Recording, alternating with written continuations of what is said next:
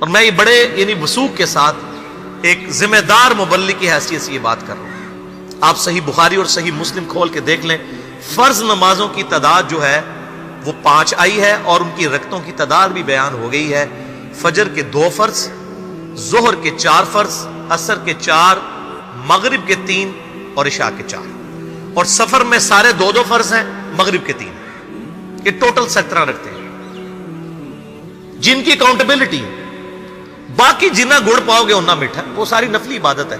وہ بخاری اور مسلم دونوں میں حدیث ہے، جس نے فرض کے علاوہ 12 رکعتوں میں استقامت کی، اور وہ 12 رکعتیں آپ صلی اللہ علیہ وآلہ وسلم نے پڑھ کے بھی بتائیں.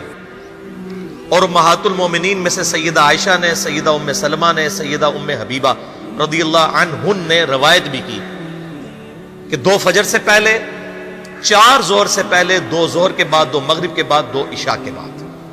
یہ 12 سنت موقدہ، جس نے یہ پڑھی اسے جنت میں محل ملے گا. اگر کوئی نہیں پڑھتا تو گناہگاری والا معاملہ کوئی نہیں ہے. اسی طریقے سے اس کے علاوہ ایک اور وطر کی نماز ہے جو سنت موقدہ ہے. وہ سیدنا مولا علی رضی اللہ تعالیٰ عنہ علیہ السلام کا قول ہے کہ وطر سنت ہے، سنت ہے، سنت ہے، مگر اسے مت چھوڑو.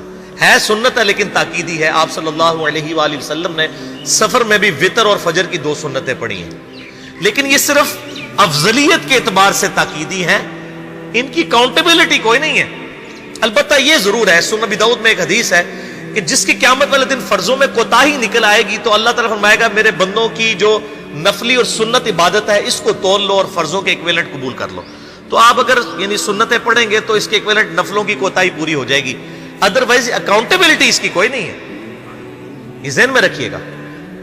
صحیح بخاری اور مسلم دونوں میں حدیث موجود ہے. ایک صحابی آئے، انہوں نے کہا یا رسول اللہ صلی اللہ علیہ وآلہ وسلم، میں جنت میں جانا چاہتا ہوں، مجھے کوئی شارٹ کٹ بتا دیں. آپ صلی اللہ علیہ وآلہ وسلم نے فرمایا اسلام لانے کے بعد نماز، فرض نماز کو قائم رکھ. پھر فرمایا فرض زکوٰۃ ادا کر، فرض روزے دے، روزے جو ہیں وہ ان کو ادا کر اور روزے رکھ. حج اس وقت فرض نہیں ہوا تھا، وہ زندگی میں ایک بار ہے. تو اس نے کہا یا رسول اللہ صلی اللہ علیہ وآلہ وسلم، جتنا آپ نے مجھے بتایا نہ میں اس میں ایڈ کروں گا نہ اس میں سے کوئی چیز مائنس کروں گا. اور یہ کہہ کے وہ چلا گیا. آپ صلی اللہ علیہ وآلہ وسلم نے فرمایا اگر کسی نے کسی جنتی شخص کو دیکھنا ہے تو اس کو دیکھ لو، جو یہ کہہ کے گیا کہ میں فرض نماز سے زیادہ کوئی نماز نہیں پڑھوں گا، صرف فرض روزہ ہی رکھوں گا، فرض زکوٰۃ ہی دوں گا. اب روزہ اور زکوٰۃ میں تو ہمارے علماء کو اور عام پبلک کو بھی جو دیندار لوگ ہیں ان کو ہضم ہوتی ہے کہ کوئی شخص یہ نہیں کہتا کہ بھئی پیر اور جمعرات کا روزہ. صحیح مسلم میں حدیث ہے کہ آپ صلی اللہ علیہ وآلہ وسلم کے نفلی روزوں کی یہ روٹین تھی. کوئی آپ کو یہ نہیں کہے گا کہ جس نے جمعرات اور پیر کا روزہ نہ رکھا اس کے رمضان کے روزے ہی قبول نہیں ہوں گے. کوئی کہتا ہے؟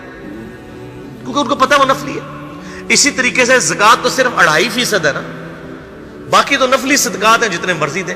کوئی شخص نہیں کہتا کہ نفلی صدقہ نہ دیا تو آپ کی زکوٰۃ بھی قبول نہیں ہوگی. الٹا یہ کہتے ہیں اور بس جی زکوٰۃ دے لو تو باقی سارا مال پاک ہے. لیکن جب فرض نماز کی باری آتی ہے تو اس وقت وہ 12 رکھتے ہیں بھی سنت موقدہ بیچ میں گھسیٹ دیتے ہیں. وہ بھی صرف فضیلت ہے. ٹوٹل 17 رکھتے ہیں، 2 فجر کی، 4 ظہر، 4 عصر، 3 مغرب، 4 عشاء. یہ میں کو اپنے لیے گراؤنڈ نہیں بنا رہا، میں تو الحمدللہ اس کے علاوہ بھی نفلی عبادت کرتا ہوں. لیکن میں بتا رہا ہوں خدا کے لیے لوگوں کو دین ایسا مشکل نہ پیش کریں کہ جو نبی علیہ السلام نے امت کو وہ دین نہیں دیا ہوا. اپنی مرضی سے انجیکٹ نہ کریں دین، لوگوں کے لیے مشکلات نہ کھڑی کریں. ان کو فرض نماز تک رکھیں.